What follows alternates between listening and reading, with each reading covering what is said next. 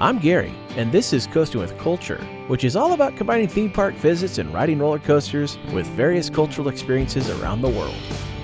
During the pandemic, the Washington State Fair had put on some specialty events and modified versions of their fairs. This year, though, the Washington State Fair was back in full force, with all kinds of great food to try, rides to enjoy, and a new exhibit to check out for a look back into their history. It is a glorious sunny day here in the Pacific Northwest, making a return to the city of Puyallup to enjoy that wonderful fall tradition of the Washington State Fair. It's been a couple of years since I've had a chance to go to the actual state fair that takes place in September, so to get a chance to come back and enjoy it in its true regular fashion is gonna be great. I absolutely love coming to the state fair, riding the classic coaster, enjoying some scones. The only downside is that I had an appointment to get to this morning, continued on down here to Puyallup. It's really early because the fair isn't open yet. Gotta wait for about an hour or so. So maybe I'll just take a stroll around the fairgrounds and see if I can see anything from the outside. It just so happened that during this stroll around the outside, the classic coaster began testing in preparation for that day's riders.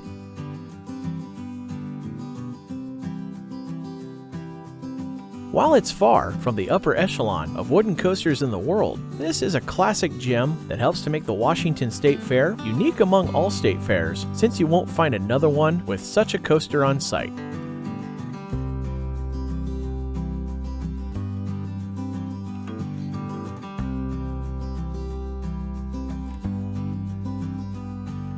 Heading further along the west side of the fairgrounds, something was missing from the last couple visits.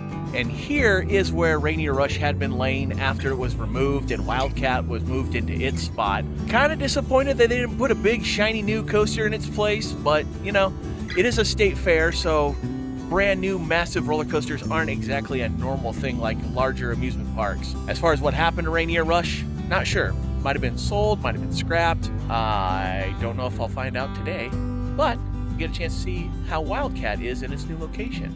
Hopefully you get a chance to ride it, but I guess that means I'm going to have to try and make a friend today since they probably still have that no single rider policy.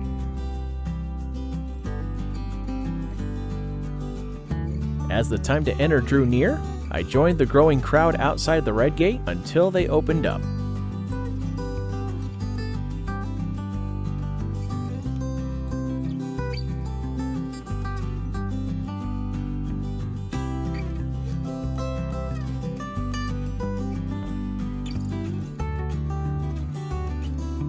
So it's a little bit early for the carnival. The rides open up about noon from what they were saying up front. So I think I'm gonna go ahead and try and see some animals. Yesterday on Twitter, the Washington State Fair said that there was a sow that was on the verge of having piglets.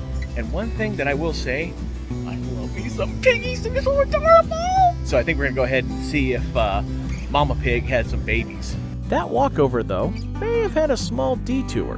Yeah, there's no passing the Fisher Scone stand without getting a scone. Oh, yes.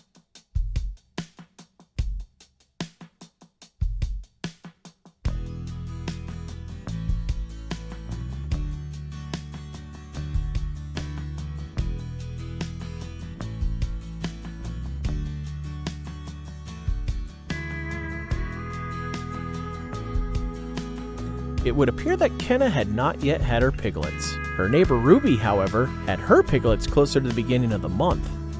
And they were adorable.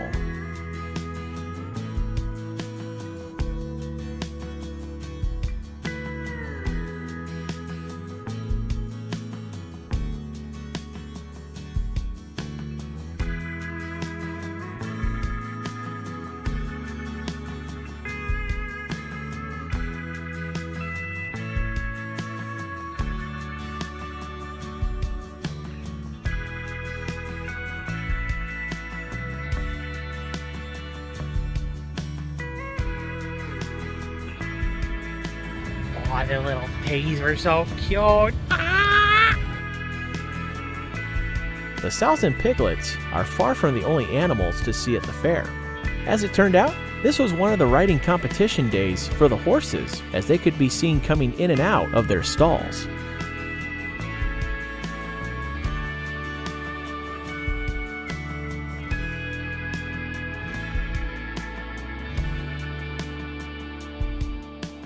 The sheep and goat barn also saw quite a few occupants as well.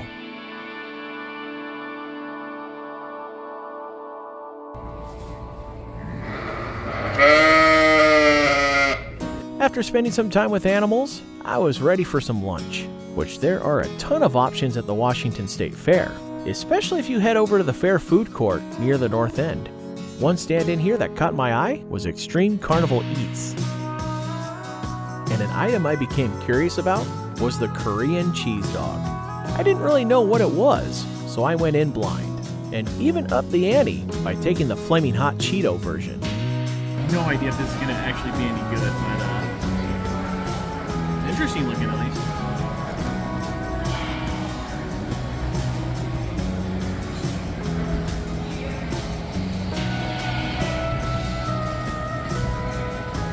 Oh, like a massive Cheeto crusted mozzarella stick.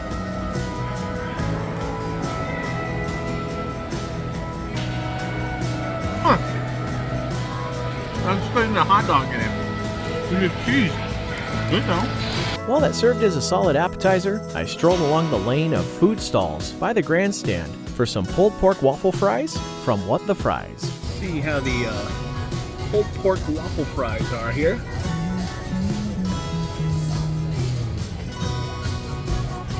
Not bad. Not bad. I'll bet Mike would not be happy if this was Sweet Baby Ray's. Seeing as how I'd probably consumed enough calories for now, I took this time to enjoy one of the new editions of 2022, the Washington State Fair History Experience. Located in the Grandstand building, this exhibit showcases the fair over its 100-plus year history, providing artifacts of the past, from old ride vehicles and ticket booths to the desk of the former fair manager. You can see how the fair has evolved over the years through the archways that focus on different aspects of the fair, including food, entertainment, and rides. Each archway has touch screens where you can scroll through archived photos and footage of fairs past. Across from the other entrance to the exhibit is the location of a new gallery that's being added, a space dedicated to the memory of several thousand Japanese Americans who were detained here at the fairgrounds during World War II. The new gallery will feature plaques with the names of every person who had been held captive here and a replica of their living quarters. While this sheds a light on a darker time of the fair's history, I appreciate that they are making the effort to acknowledge that it occurred, and I hope that, like similar exhibits and sites around the world, it helps to prevent such actions from happening in the future.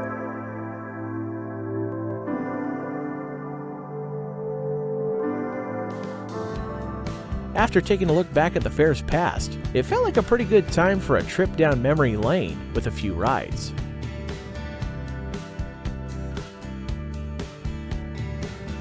While it wasn't until the more recent years that I experienced this relic from the 1962 World's Fair in Seattle, I find that a ride on the Sky Ride is a great way to get an overview of the fairgrounds, especially around the carnival.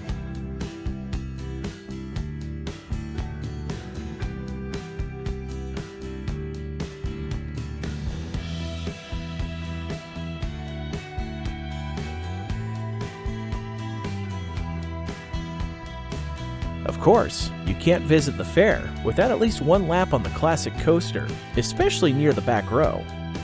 There you will find one of the best moments of airtime on any older coaster in existence. Just ask the passenger in the back of this train. Oh, this thing is still a thing of beauty. Holy smokes, the air in the back row was phenomenal in that turnaround drop. Oh, gotta love it. Gotta love it. Checking in on the other resident coaster of the fair, it turned out that the Wildcat wasn't having a very good afternoon. So being by myself isn't helping with getting a chance to ride Wildcat in its new location. It also helps if it's open, which right now it doesn't seem to be.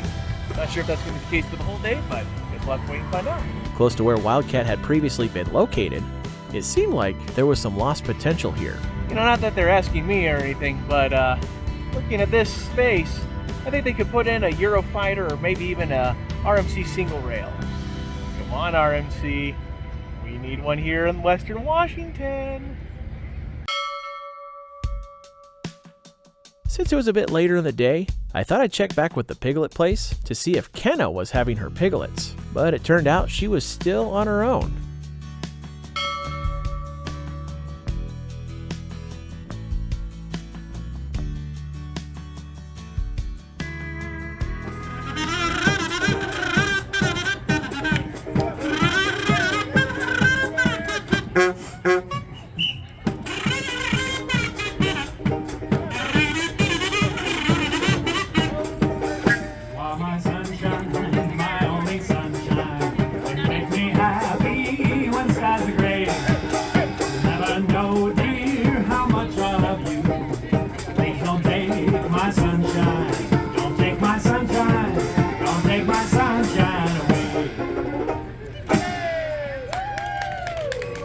day of my visit also brought the opportunity to see the showcase of traditions of the native tribes of Western Washington.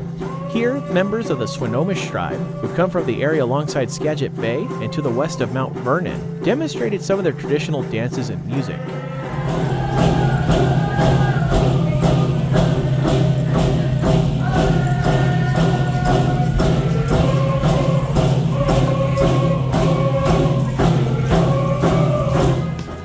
As my phone's battery was dying off, it seemed like a perfect time to sit down and enjoy a few brews of the Pacific Northwest in the beer garden.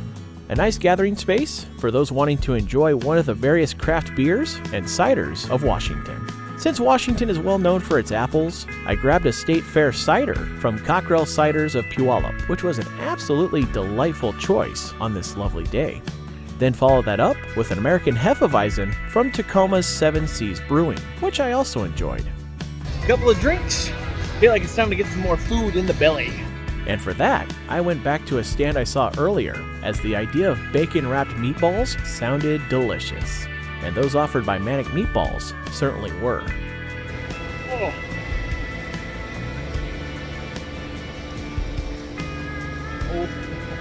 Oh, that bacon and the meatball.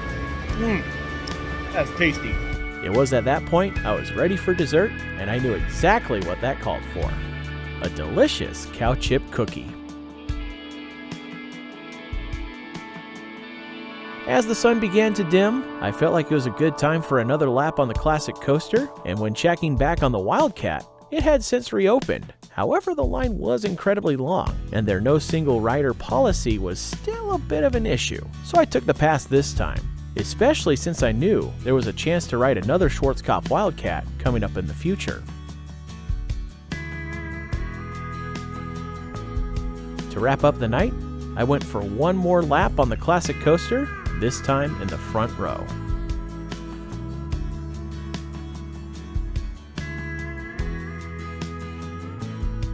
I gotta tell you, it's been such a cool treat to get a chance to come back and enjoy the Washington State Fair once again. You know, it's been a rough couple of years with them having to do these alternate events with the pandemic, the fair food to go, the drive-through spring fair. I completely understand that there was a need to try and kind of modify things so they could still put on events for people to enjoy, but it's just not quite the same as getting to see the fair in its natural state, more like it was today. And it was so nice to get a chance to come back and see it feel a bit more like it had in the past. Getting to enjoy some classic treats, enjoy a few rides on the classic coaster. Love getting back, and I strongly suggest that in future years when the state fair is going on, that you come and check it out. For now though, I gotta get myself back up home to Everett, which is about an hour and a half drive from Puyallup, so I'm gonna work on that. But thanks for checking out this visit to the Washington State Fair. Hope to see you next time. Thank you for watching this Coastin' with Culture video. If you enjoyed it, please give it a thumbs up and click the subscribe button below to see future videos here on YouTube, like these ones which you may enjoy as well. Additional content can be found at coastingwithculture.com, and you can also follow Coasting with Culture on Facebook, Instagram, and Twitter for announcements, previews, and updates. Thanks again for watching, and until next time, take care and safe travels.